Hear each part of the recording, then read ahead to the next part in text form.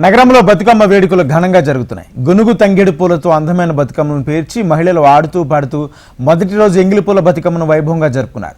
Necklace రోడ్లో Saras fair ప్రాంగణంలో బతుకమ్మ సంబరాలు అంబరాన్నంటాయి. ఈ వేడుకలో మంత్రి సీతక్క పాల్గొని మహిళలతో కలిసి బతుకమ్మ ఆడారు. చిన్నారులు సాంస్కృతిక కార్యక్రమాలతో అలరించారు. నెక్లెస్ రోడ్లో బతుకమ్మ వేడుకలపై మరింత సమాచారం మా ప్రతినిధి రజిత అందిస్తారు. బతుకమ్మ వేడుకలు ఘనంగా జరుగుతున్నాయి. అయితే బతుకమ్మ పండుగ వచ్చిందంటే చాలు మహిళలంతా కూడా 9 రోజుల పాటు ఒకే చోట చేరి తీరక్క పువ్వులతోటి బతుకమ్మను అందంగా అలంకరించి ఆడుతూ పాడుతూ ఎంతో ఘనంగా బతుకమ్మ వేడుకలను అయితే నిర్వహించుకుంటారు. అయితే ఇక మహానగరంలో పలు చోట్ల కూడా బతుకమ్మ వేడుకలు అంగరంగ వైభవంగా జరుగుతున్నాయని చెప్పచ్చు. ఈ నేపథ్యంలోనే ప్రస్తుతం నేను పీపుల్స్ ప్లాజా దగ్గర ఉన్నాను. ఇక్కడ బతుకమ్మ వేడుకలు అయితే ఘనంగా నిర్వహిస్తున్నారు. మనం విజువల్స్ లో చూడొచ్చు.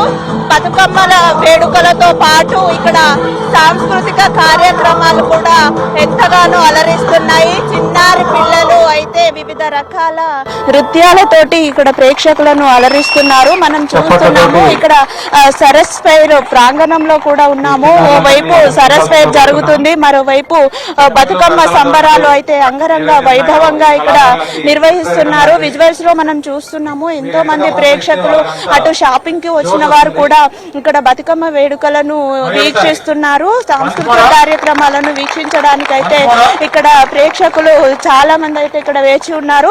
మనతో పాటు ప్రస్తుతం కొంతమంది ఉన్నారు, వారి చేత మాట్లాడించే ప్రయత్నం చేద్దాం. సార్ చెప్పండి, బతుకమ్మ అంటే తెలంగాణలో చాలా పెద్ద పండుగ, మహిళలు ఎంతో ఘనంగా నిర్వహించుకునే పండుగ, ఏం చెప్తారు? భారతదేశంలోనే చాలా వైవిధ్యభరితమైన ఫెస్టివల్ మంది తెలంగాణ రాష్ట్రంలో. దీనికోసం అంటే మనకి ఎన్ని దసరా, సంక్రాంతి ఇలాంటి ఎన్ని పండుగలు ఉన్నా ఈ పండుగ మాత్రం చాలా ముఖ్యంగా మన తెలుగింటి ఆడబిడ్చలందరూ కూడా చాలా ఇంట్రెస్టింగ్ గా ఈ కార్యక్రమాన్ని ఇచ్చేస్తారు. ఈ సందర్భంగా సరస్ ఫెయిర్ 2024 తరఫున గవర్నమెంట్ ఆఫ్ తెలంగాణ ఇవాళ డిపార్ట్మెంట్ ఆఫ్ కల్చరల్ అఫైర్స్ వాళ్ళు ఈ సాంస్కృతిక కార్యక్రమాలు ఏర్పాటు చేశారు. మంత్రి సీతక్క గారు వచ్చి ఈ బతుకమ్మ సంబరాలని ఇవాళ ఉత్సాహపరిచారు, ఉత్తేజపరిచారు. ఎంతో మంది మేడంతో పాటు అందరూ ఆడుతూ పాడుతూ చాలా ఎంజాయ్ చేశారు. అందులో భాగంగా ఇవాళ సముద్ర ఆర్ట్స్ అకాడమీ నుంచి ఈ చిన్నారులందరూ కూడా కూచిపూడి నృత్యాన్ని, ఫ్యూజన్ డాన్సులు అన్ని చాలా అద్భుతంగా నటించారు.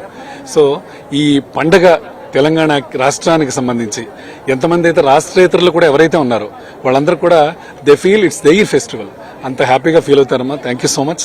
సో హెచ్ఎం టీవీ వారికి ఈ సందర్భంగా థ్యాంక్స్ చెప్తున్నాను. Thank you so much and అందరికీ నమస్కారం.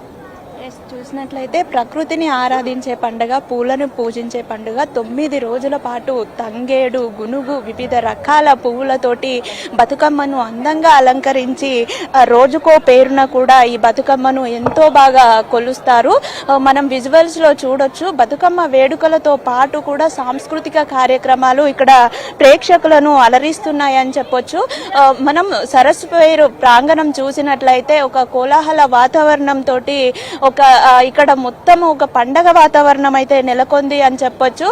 చాలా మంది చిన్నారులు అయితే తమ నృత్య ప్రదర్శనలతోటి ప్రేక్షకులను అలరిస్తున్నారు. ఇక బతుకమ్మ పండుగకు వస్తే తెలంగాణ రాష్ట్ర పండుగ, సంస్కృతికి సాంప్రదాయాలకు పెట్టింది ఈ పండుగ.